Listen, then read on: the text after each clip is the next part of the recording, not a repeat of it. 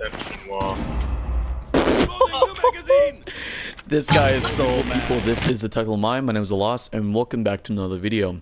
Today's video, of course, will be the second part going over how to attack Cafe, and this is more specifically how to attack Kitchen. Kitchen is a very heavy vertical play based off map, which is why the operators we'll be bringing today are Fuse, Sledge, IQ, Thermite, and Gridlock.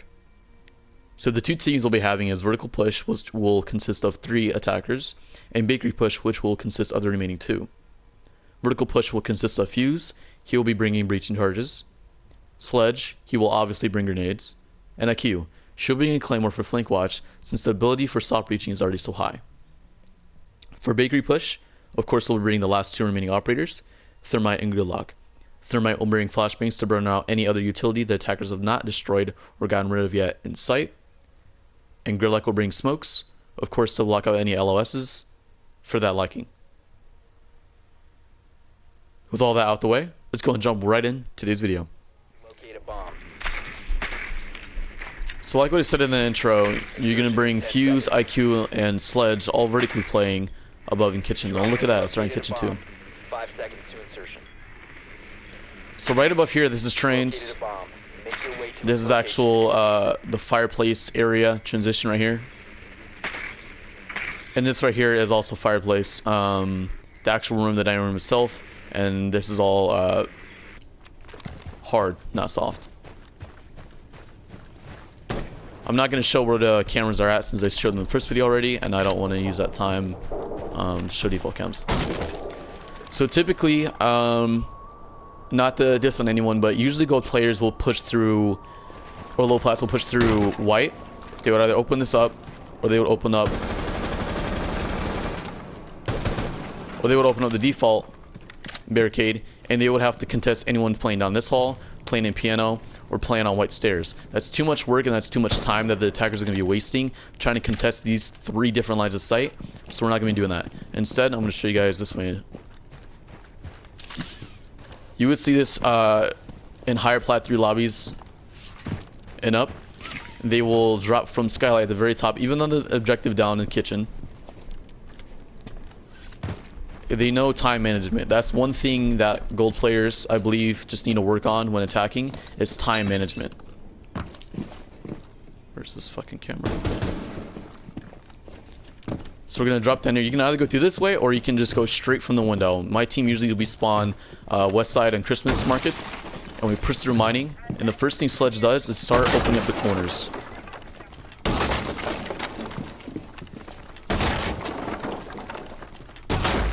He's going to start opening all this up.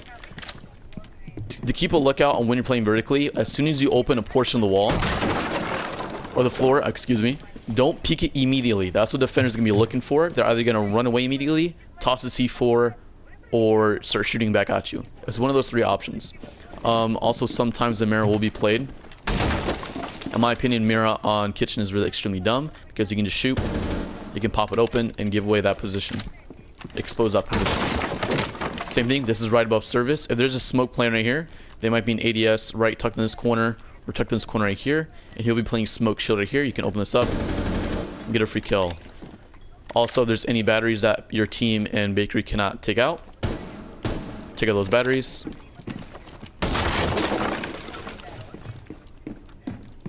Take out the batteries on the right side, take out batteries on the left side, and again, just keep creating.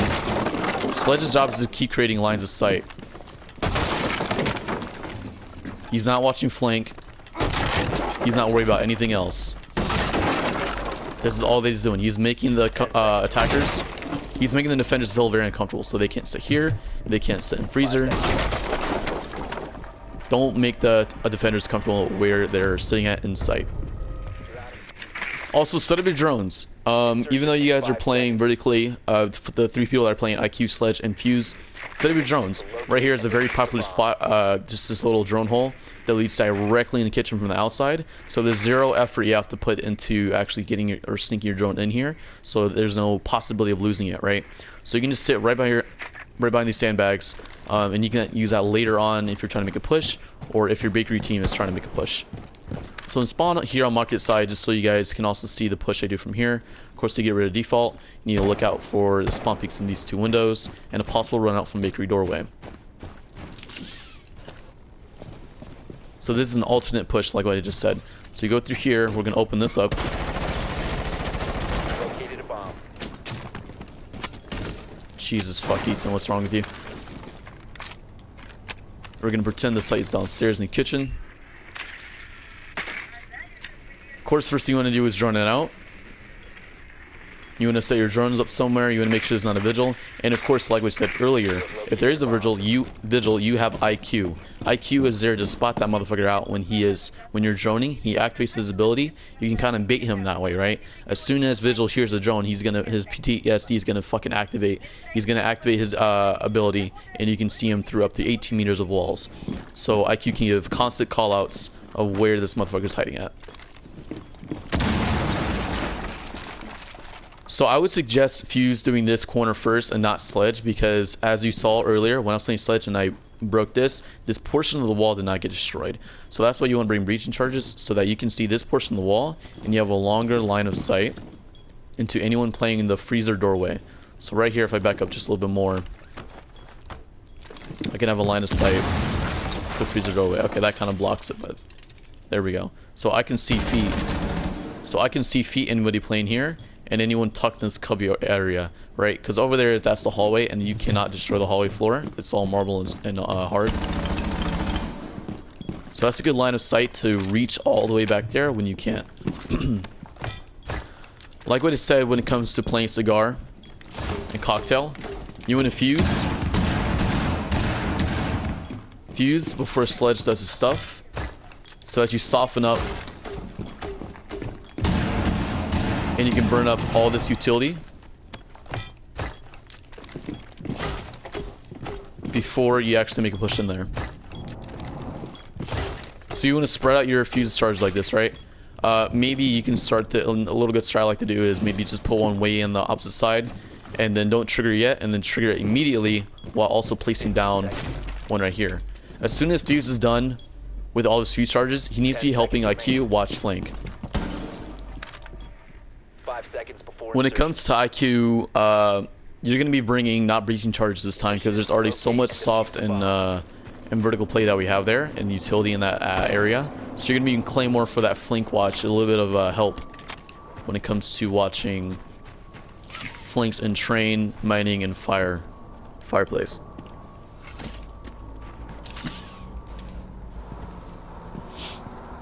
So me personally, I like to run a suppressor on her pistol. This is one of the few sidearms I actually use a suppressor on, because she's kind of exposed obviously when she has her gadget out. So let's show an example so you guys can see that's up to 18 meters.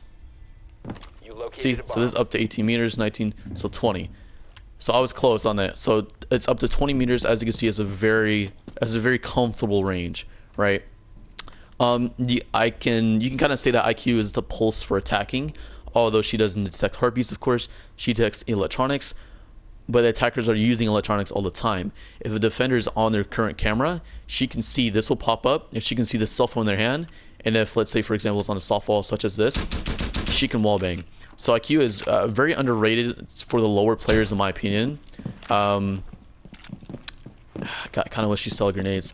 But yeah, for your gold players that are watching my content, IQ is very underrated for you guys, and she is great to play. Obviously, everybody plays Vigil up in the gold 1 plat 3, so bringing, of course, that direct counter to him. I mean, technically, direct counter to him is Dokubi, but IQ is also a great way to define him as well. It's a more precise way to find him. So IQ's job when they push up through here is first, of course, let fuse. Sledge is going to just open up the whole wall, and Sledge is going to be doing most of the work. IQ is going to be the one just watching flanks, right? So he's watching the double doors over here, and Fuse is going to be done very quickly as well, so you're going to have a little bit of help. So maybe he can watch red hallway coming from white stairs, and you can watch red stairs, and you can watch pillars, okay? So while that's all going down, of course you should have your claymore set on some doorway, particularly somewhere on the east side, because the doorways are of course smaller and they reach more. If you put it on a double doorway, it's not going to, of course, reach the opposite side of the doorway, and they can just go around the claymore and easily shoot it and disarm it. So just a simple tip, kind of common sense, on not to do that. And again, once they're all done doing their things, you're gonna do a quick scan, see if you can pick anybody up on their cameras, or see if there's any utility left over that the vertical team has not finished yet, that sledge or fuse is not destroyed, Located a bomb. and you'll clean that up. 5 seconds. So this can be a good possible spot for you guys to set your camera up at. There's usually one person playing behind this bakery desk or counter, whatever you want to call this section right here. There's usually one person playing here and one person playing in service, such as a smoke or smoke shield. So for our only hard breacher, of course, I would assign your most dedicated player that likes playing hard breach, and that's very vigilant and very aware of the runouts and what he needs to look out for. Because obviously, if Thermite dies, that's going to be a huge deal. It's not going to be the complete end of the world because you will have vertical control once vertical completes their objective of securing the top floor and holding down angles, so not allowing that team downstairs that's anchoring not able to move. Those that don't know, Thermite also has angle grip. This sounds really dumb, me even saying this, because I used to play Thermite a lot, and I run vertical grip on him for a while, and there's no kick to his gun. So that little portion right there, you can see it's very easy to control. For ranges, that's different. Anyways, a good line of sight that's becoming more and more common is you get on top of this black car and you can hold anybody that's playing right behind that little counter section, like what I was talking about on my drone. So way back here, you can see anybody playing there, and you can hold this line of sight for people that's not aware of it.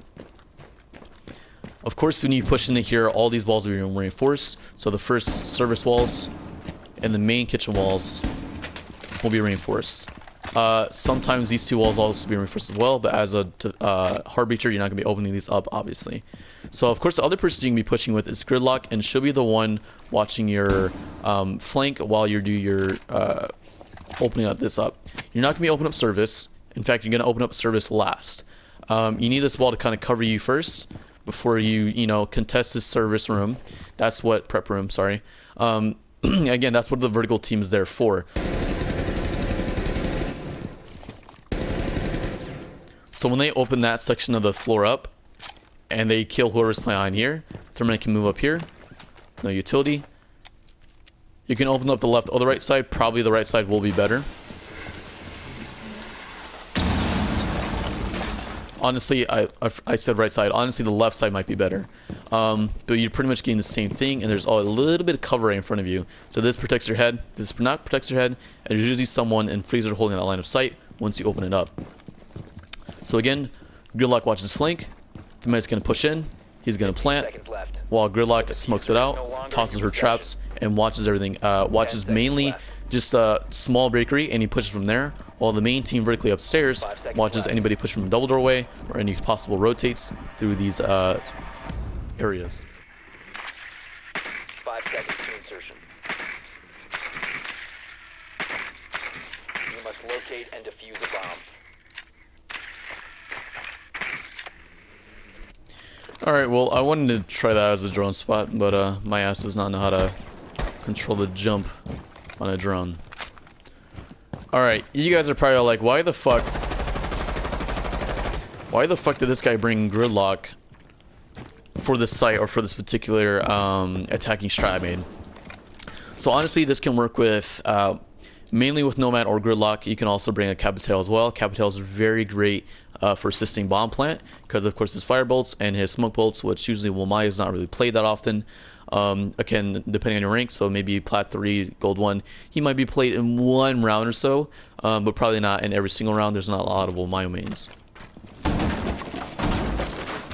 Anyways, of course, Gridlock's job is just focusing and assisting Thermite on small bakery.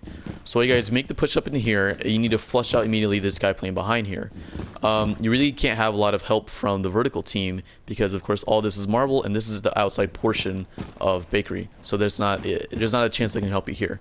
So Thermite and Gridlock, of course, they're on their own when it comes to securing bakery and small bakery. So our first Gridlock track stinger is going to be placed on the doorway. And make sure that covers both sides, obviously. If both sides are reinforced, keep them reinforced because the defenders have no way getting through their own reinforcements. So they would have to shoot and go through all this themselves. And of course, to get through the rest of this, they have to expose themselves in a way to where if Gridlock's holding a line of sight right here, or holding this angle right here, she's going to be able to kill that person.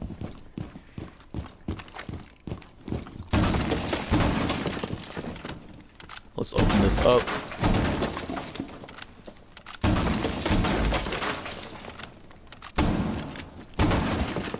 Alright, we're going to pretend that's open. All utilities cleared. First track stinger is going to be down right here. Sometimes defenders they will have a line of sight up here. Where's it at? There it is. They have a line of sight looking at this doorway all the way from on top of the service desk. Looking into prep. And they can see that double window right there as well. So you need to be aware of those lines of sight, and they might possibly have a rotate. It's not very common. I will not put a rotate there. Our second track stings you want to put on the left side. And of course you want to smoke it out while you're doing this as well. Smoking out blocks lines of sight, and while they're deploying in, you put down the smokes at the same time. They're going to be extremely confused on where precisely the gridlocks are coming from, and obviously as you can see they cover a huge portion of the ground. And they do 10 damage a tick for those that don't know. Alright, that's going to be all for today's video. I hope everybody enjoyed today's video going over and breaking down kitchen, cooking, and service. I know people have a hard time attacking not just the map Kafe, but just attacking overall in general. This game is a very defender-sided based game. They start out with map control, and they have nearly a minute to prep the site and to do whatever they want to get ready for the hoarding attackers about to wave into the site. So that's of course the reason why I'm making these guides. Whether you're a new player, existing player, returning player, or a player that's just thirsting for more knowledge and that wants to know the current meta of the game, that's what I try to show you guys, and that's of course what I offer here at Tactical Mind. This is what I do best. This is I like helping out players overall. No matter how good you are at the game, you can always learn something new. No matter how much time spent in the game, you can always learn something new. I play this game for 3 years and I'm still learning this new shit every day. That's why I love Siege so much, because you can never stop.